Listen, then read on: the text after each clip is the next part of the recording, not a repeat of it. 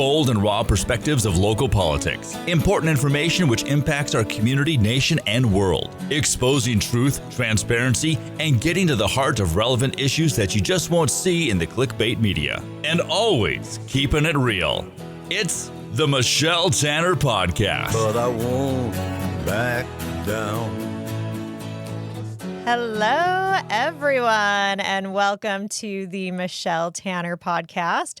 Super excited for today's episode. First, I want to give a shout out to today's sponsor, which is Bella2 Medical. That's Bellatu Medical. That means beautiful you in Italian. So at Bella2 Medical, while it's based here in St. George, we have a brick and mortar in-person med spa, but also telemedicine visits in 38 states.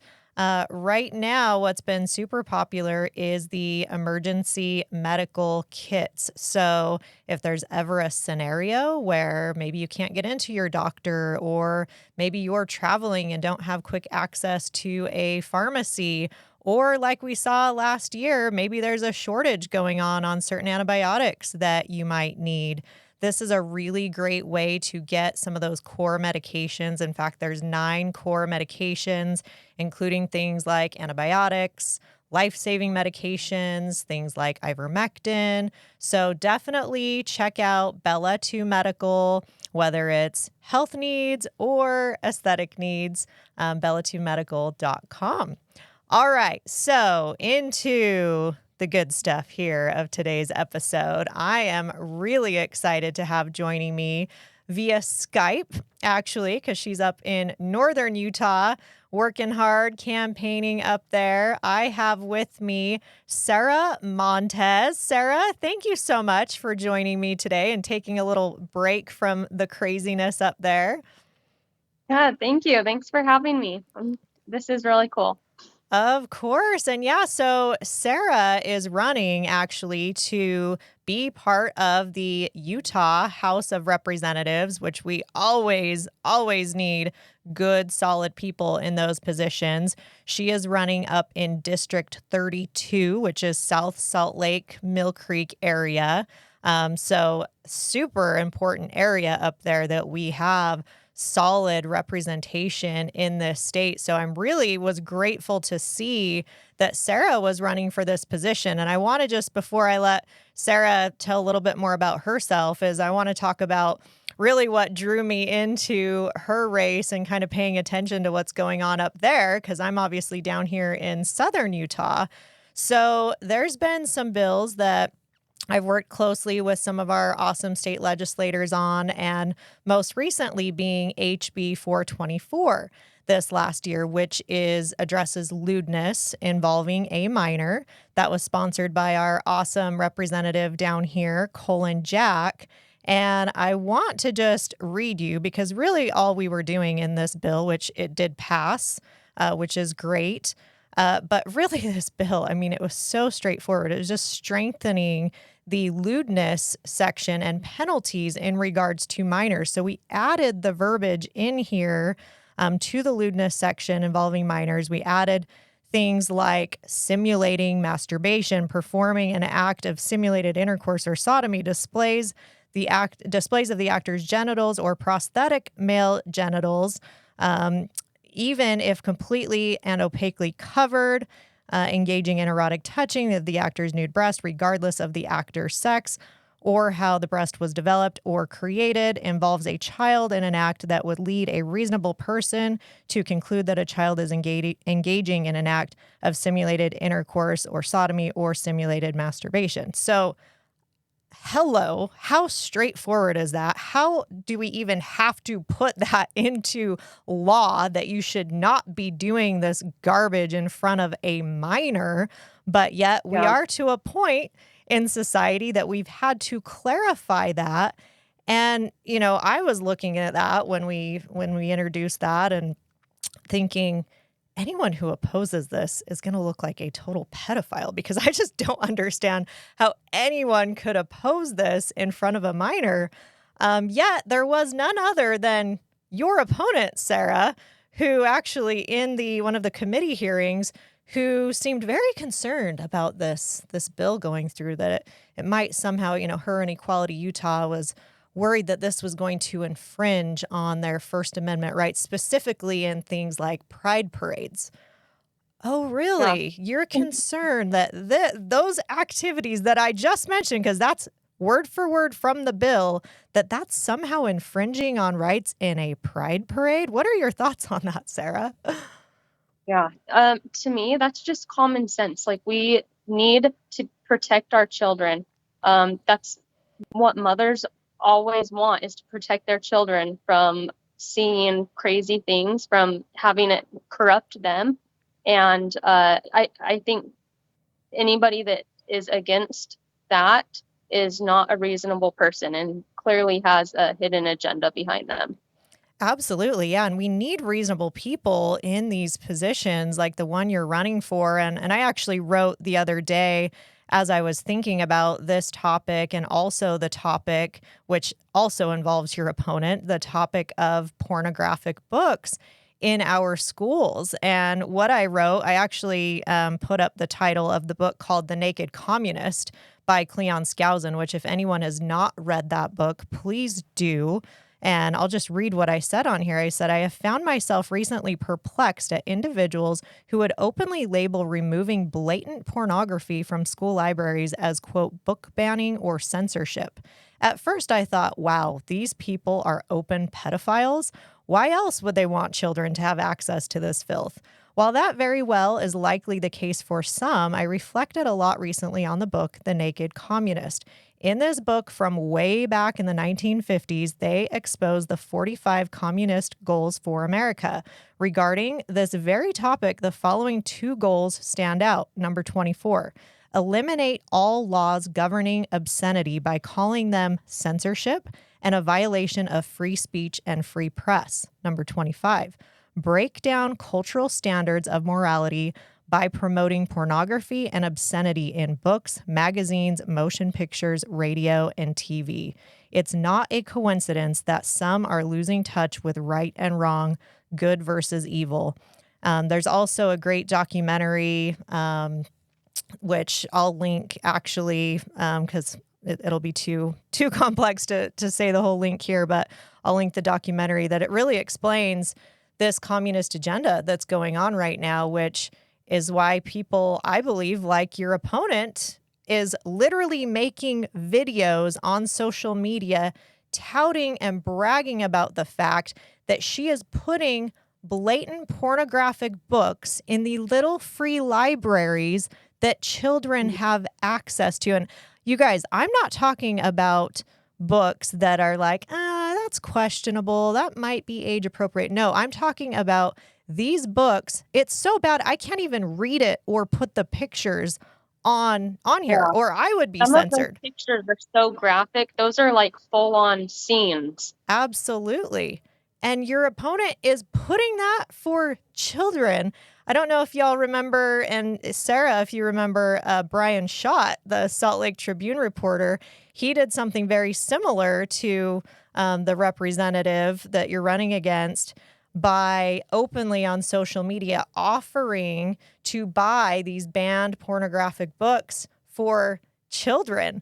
And you better bet he was reported to the Salt Lake City Police Department, because it's actually against the law to even offer pornography to minors. His post, actually, it went viral. People even like Jordan Peterson was sharing it, Libs of TikTok. And coincidentally, he was fired from the Tribune within days of that. So if you're listening, Brian, I don't know what your latest job is, but don't know how that job at the Tribune's going for you anymore. Well, there is talk about what's going to happen with my opponent, but it's not looking too bright for her. So Interesting. Well, good. I mean, people need to be held accountable when they are harming minors, and to be so blatant about it, almost bragging about harming minors, it's beyond me. So thank you, Sarah, for stepping up and running in a county that I'm sure it's not easy to run in. So I want to get Yeah. into you and your background and really what's motivated you and inspired you to run for this position. So this is interesting. It kind of ties into this conversation that we're having right now. But I went to Westminster College, and in like 2022, or couple years ago, they had a class called pornography. Oh my gosh. And in that, have you heard about that class? I remember reading about that a couple of years ago when they were offering it. Yes. Okay. So I saw that on the class schedule, and I was working at the state GOP under Carson Jorgensen, and we had like a dinner in our headquarters, and so I told everybody, and they were shocked. I think Aaron Ryder was running for Congress, Tim Alders, and they invited me to go speak at Thanksgiving Point, America the Great, and that's where I think that's like my first and biggest time I was speaking in front of people. But the audience was shocked, and I read the description and shared the description of the class and like what the goal was. And it's just interesting that Westminster is where my opponent went to school as well. It's a very liberal college, and it's kind of scary because they have like a huge department where they're training teachers to go teach in Utah. Wow. Yeah. I mean, who would have thought? It kind of goes back to that book, The Naked Communist, laying out those goals of essentially desensitizing society and threatening our whole moral foundation to where some people are signing up for, yeah, let's go take a pornography class as young adults. Some of them actually, a lot of people. I have actually a younger half sibling right now who is a teenager, 16 years old, who's very brilliant and is already in college. So it's like some of these kids are minors being exposed to this, and it's really sad to see. So that was back in 22 that you were speaking. Is that kind of what launched your interest into the political realm? I guess you were already working for the GOP. I think it's been very gradual. Like during COVID though, in 2020, was where I was like first affected heavily by the laws that are being imposed in our state. So my mom has an assisted living center, and that's where I was working while I was going to college. And it's a level 1 assisted living. So we've got patients that are seniors, patients that have brain injuries, Alzheimer's, and what the state wanted us to do was to keep everybody in their room, like as much as possible, even eat in their room, and basically no socializing. And a lot of the patients are at like their end of life, and so it was really hard to try to follow those guidelines and knowing that that's wrong. Yeah, wow. I didn't realize that you were involved with that, because absolutely. And that was my kind of launch too into the political realm, was 2020, and seeing how these laws were so negatively impacting and unconstitutional mandates that were just being accepted here in the state of Utah. Who would have thought? And it's horrific to think of, especially the elderly people who were, and even not even elderly, but across the board, people who were forced to die alone, loved ones who were denied access. We took care of our patients. We were still walking them outside. We were trying to follow the guidelines, but like at the table, it was, okay, I don't want to incriminate myself or anything, but I'm just going to say we did not have one case of COVID during those 2 or 3 years, like from 2020 to 2023. Wow. No, nothing. Yeah, that's great. So it sounds like your assisted living was the place to be. all we did was like just keep everybody healthy, physical exercise, eating healthy, washing your hands. Right. Yeah. Why was there no talk of, hey, maybe we should get outdoors, get in the sunshine? Yeah, like you're saying, move your body. How about nutrition, right? Like, let's not talk about the immune system. Nope. Instead, we're going to lock everyone down, cover your mouth and nose, no social interaction. Yeah, like that's going to help anyone. Yeah, I think that just ruined people's immune systems. Yeah, absolutely. Well, I got to say, I'm also excited to see you running to be part of the House of Representatives because you are young. It's like so great to see young people getting involved. You don't necessarily have to tell us how old you are, but I mean, I'm assuming, do you have young kids? Like, what's kind of your, I know you have a bachelor's degree in mathematics and was a school teacher. Maybe go into some of your background. Okay.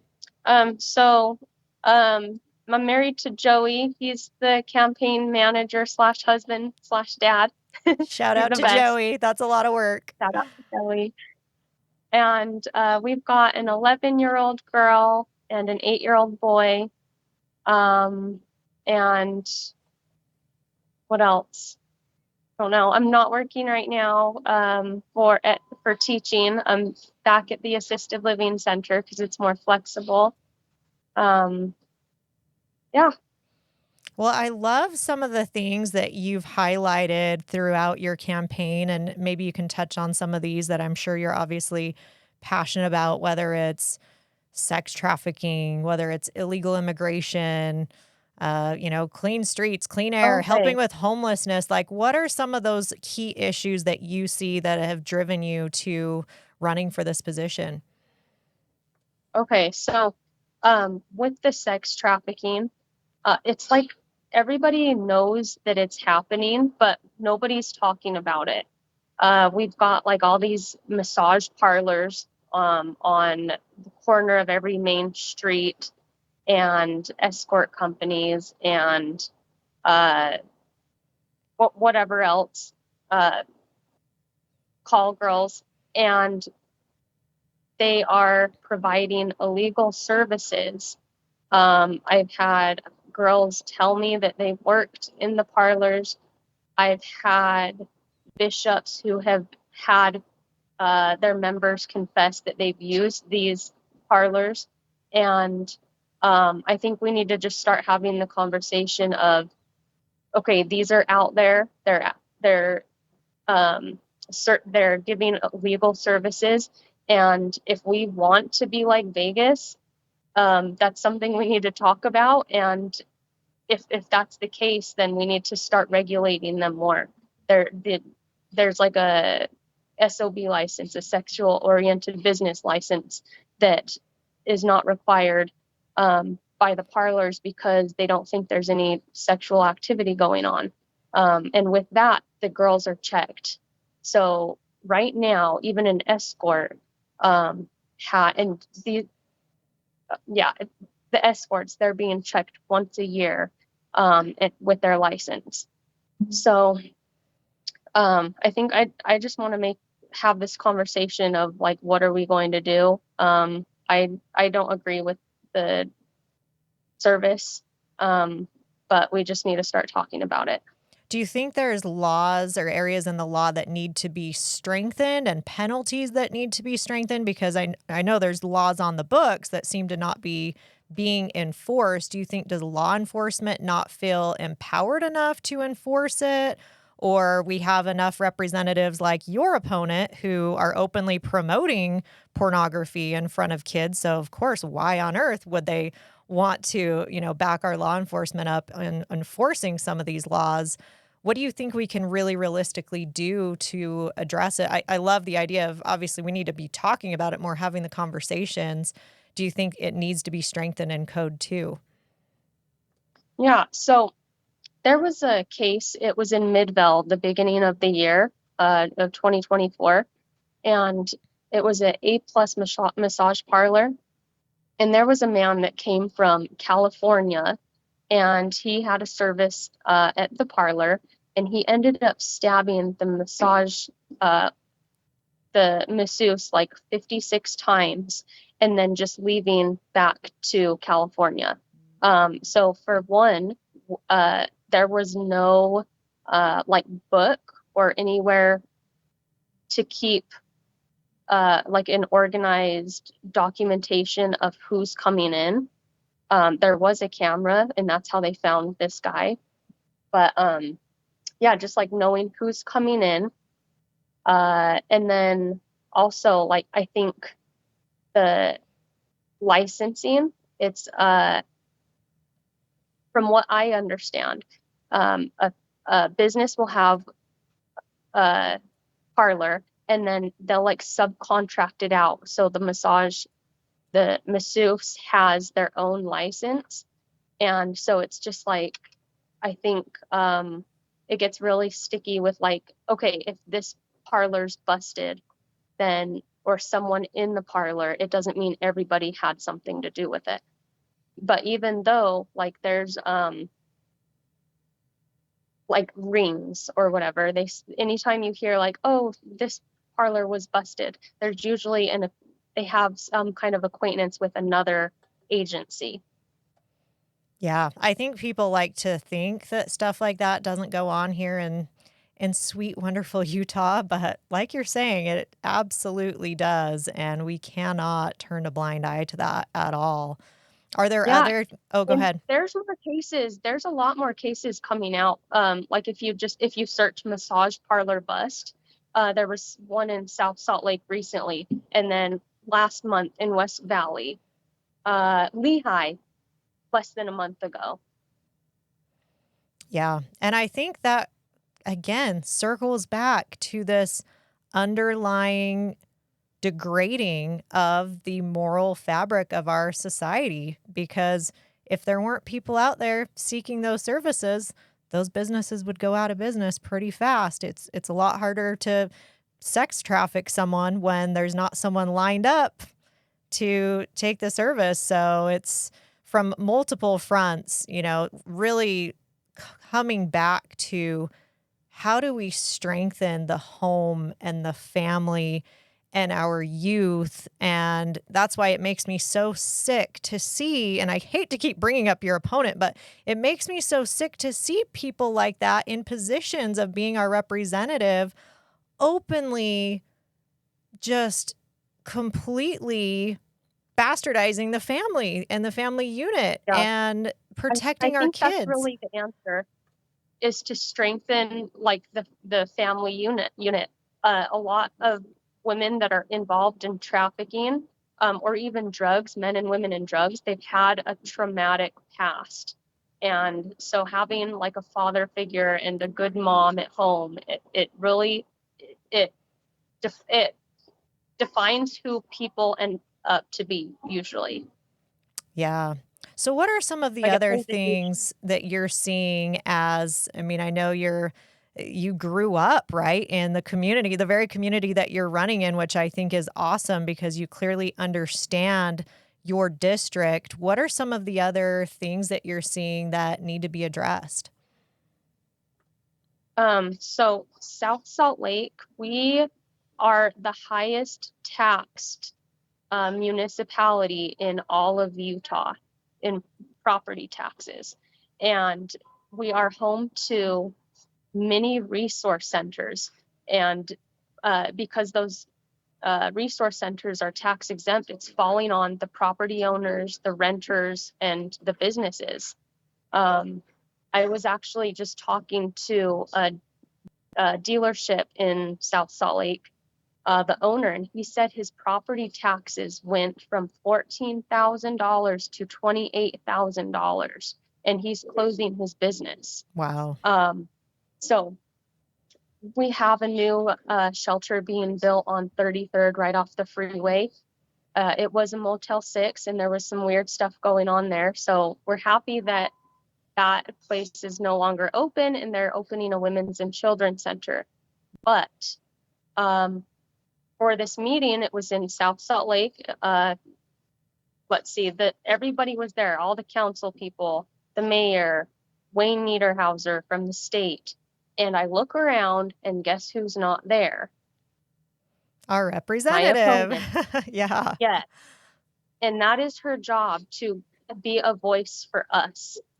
And even the mayor, she said that it's hard, that we've had enough, but we need more help, and she's not getting it because she's the minority party. Like, she said this in front of everybody. It's recorded. You can go even watch it. And I'm just like, this is so embarrassing. Wow. You're the minority party, so you can't get funding. We can't get any help. Wow. Yeah. Sounds like a pretty poor excuse for sure. Yeah. And I'm curious, with your background as a school teacher, I know one of your other platform issues is education and parental rights. Maybe talk a little bit about your experience with that and your position on that. Yeah. So being a teacher, it's like you you have so much influence over the kids. Like, even when you're presenting a math problem or reading or something, it's we really need conservative teachers at Westminster. So I just went there for the last 2 years. So I was just taking like math classes and maybe a couple like coding classes for computer science. And what they were wanting us to do was be so inclusive that in the math problems that we're teaching kids is to say, like, Julie's mom is at the house cooking while Julie's mom is outside pulling weeds or something. And then, like, how, like, just inferring that there's a different, that kind of lifestyle at home. And I don't know. I just, it's kind of scary where, like what I see with public education. But that's why I'm such a supporter of the school voucher, the Utah Fits All program. And so if parents want their kids to have a certain education, like, go for it. But then there's also alternative. I think that's so important.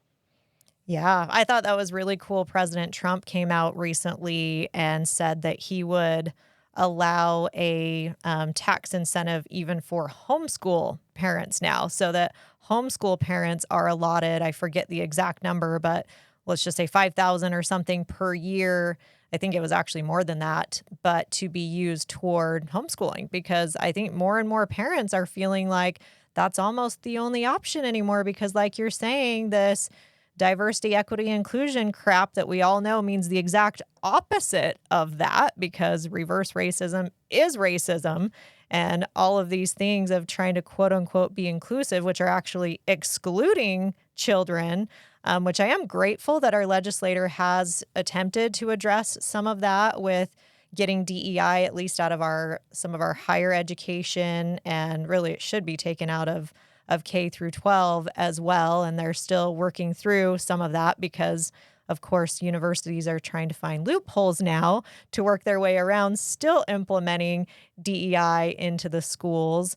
But yeah, I agree with you. I think it's vital that we as parents have options for our kids and know that we don't just have to send them to whatever public school we're zoned for, that we should really be taking control over our children's education. Yeah, I've had lots of conversations with, like, the left saying that we are taking money away from public education. But for one, I don't look at it like that. We're just giving an alternative.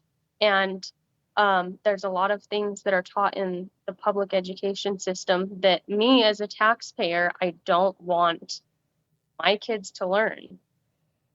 Right. Yeah, that's our job as a parent.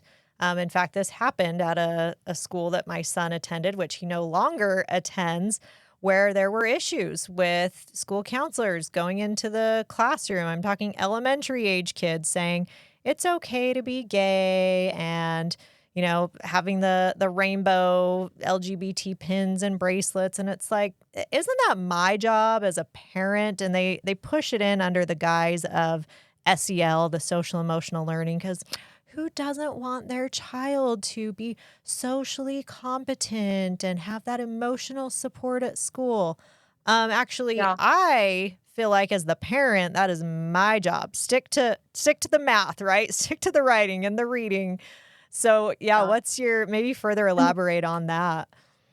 the left thinks that we are crazy because we are supporting homeschool, and they say at homeschool a kid's not going to get a great education and grow and learn and be able to give back to society.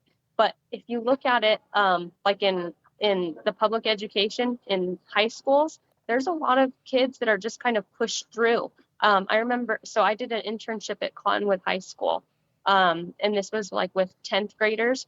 They, I would say like half of them, they couldn't even understand what a negative number is. I don't know how they keep pushing them to keep going and to graduate, but the proficiency of public education, I don't know. I think that homeschool is a great alternative.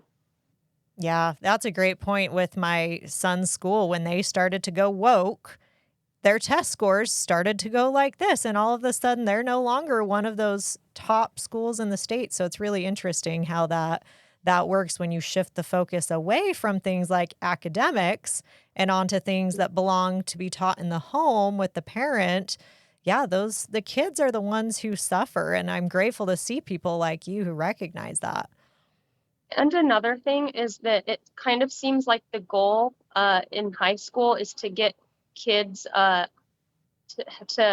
have them go to college. And so it's just like, okay, so they're trying to get through high school just to get to college.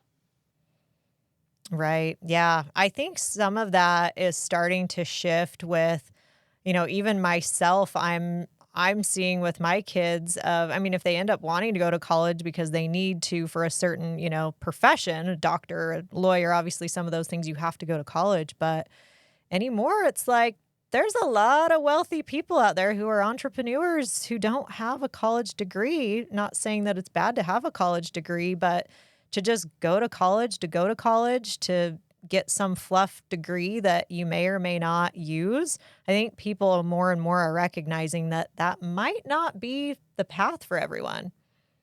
Yeah. And there's a lot of people that have graduated college, like myself, and they say like it was almost pointless. I could have done what I'm doing now without, it's just a piece of paper. Right. So what else? We've got just a couple minutes left. Are there any other big items? I know it's got to be interesting being a conservative, obviously, working for the GOP prior and running against a Democrat. And like, what are the statistics in the district you're running in terms of number of Democrats? Have you found it difficult? Or, I mean, you seem to me like someone who's very approachable and can reach across party lines and work in a very reasonable way across the board. It's about a third of unaffiliated independents, and then Democrat, and then Republican. But the Republican population is the lowest, just by barely under a third. And I don't know. I think so. In South Salt Lake and Mill Creek, they've had a temporary shelter during the winter time 2 years in a row. And I think people are noticing like how that's bringing this negative traffic through our cities, and even South Salt Lake. So it's like 33rd is a major street. We've got people at the homeless shelter that's basically right across the street, the Calvin Smith shelter, and then they go to the tracks and resource centers. And so we've had a lot of like traffic and more crime and Oh, we lost her. two Oh, there issues she is. that the opponent is campaigning on, or one issue. Right. Yeah. Sorry, we lost you there for like 2 seconds, but I think we're back and going. Can you hear me okay? Yes. Okay. Awesome. I'm just looking over to some of your other kind of goals that you've listed on your website, which, by the way, if people want to learn more about you, it's SAR4, the number 4, Utah.com. Do you feel like you're gaining a lot of momentum and support? Sorry, I lost you. I think it's because somebody is calling. What was Oh, that? hey, stop calling Sarah, guys. Come on. I just was mentioning your website, which is the SAR4Utah.com, and how people can go on there and read some of your other goals. But yeah, I just am curious how your campaign's been going. Do you feel like I feel like you've been having a lot of momentum from what I'm seeing online. Hearing a lot of support for you, which makes me really happy because we, again, especially in an area like where you live, we need solid representation. We don't need people who are pushing pornography in front of kids. Yeah. So Michelle, one thing that's huge is that we are letting the Democrats run the cities, and in the city we've got homeless problems, drug issues, and clearly they don't know how to handle it. Like I see them, what they're doing, they're just enabling people to keep living that lifestyle. So I know that's it's more, having that on my platform, it's more of like a liberal topic, but it's because the conservatives need to step into that and say, okay, like we need to try tackling this because what the Democrats are doing in the cities is not working. Amen. Yeah. In fact, I just got back from Hawaii, aloha, which it was amazing there. But one thing I was so shocked to see is you think of places like Maui being this just like beautiful, clean place. It was actually, I mean, there were some pretty places, obviously, but totally overrun by homelessness. I'm talking everywhere. Oh, Like we would be at a beautiful beach and there would be, clearly homeless people there, like bathing in the ocean. There would be just lined on the streets, people living out of their cars. And I asked wow. one of the Uber drivers, I think he was a little offended, but I'm like, has the homeless issue always been like this, or is it just after the fires or since COVID, or like what's going on here? And he's like, well, there's homelessness issues everywhere. And I said, well, true, but where I come from down here in southern Utah, I mean, we are on that stuff. I mean, we have a very well run shelter down here, Switch Point. Shout out to them. They do a great job. But also it comes down to our law enforcement and our officers and our local city councils, like you're saying, being proactive and having ordinances in place that don't allow people to just camp out wherever they want for extended periods of time. Like you have to be on that, which the liberals typically are not. Like you're mentioning, some of these more Democrat-run cities are often the cities that have the worst problems with drugs, with homelessness. And so at the state level, I'm sure, do you feel like there's things you could do there at the state level to help address this as well? One organization that I absolutely love is the Other Side Academy. And the thing that they're doing different with their patients is that they're holding them accountable and they're teaching the addicts like how to live, how to cook, how to clean, how to go to work, and just be responsible. And they have like different levels, like freshman, sophomore, and each level they get a little bit more resources or things that they can use, like the driving the cars or working at one of their stores, the donut shop or the moving company or the thrift boutique. So like what I'm seeing now is that a lot of our rehab centers, they're just like they're teaching, but it's people that have never been in that situation, and they're trying to teach people how to be a productive law-abiding citizen, and there's just like no connection there, and it's just like, it's really frustrating. They get out of the rehab, and then it's like a cycle. They miss a court date, or they get caught doing something petty, and then they go back into the system. They go to jail, they get back out, they go to rehab, so they have a home. So Right. Yeah, no, I'm glad you mentioned that, because that definitely makes a difference in how these facilities are run. Now, we are out of time wrapping up, but I want people to know where to find you. Again, that's SAR4Utah.com. Any last Correct. quick thoughts? Thank you so much for having me. This was fun. This was a good conversation. Thank you you so much. For being a part of the Michelle Tanner Podcast. Please like, follow, subscribe, and share. And always remember to keep exposing truth. But I won't back down. No, I won't back down. This has been a production from a podcast studio.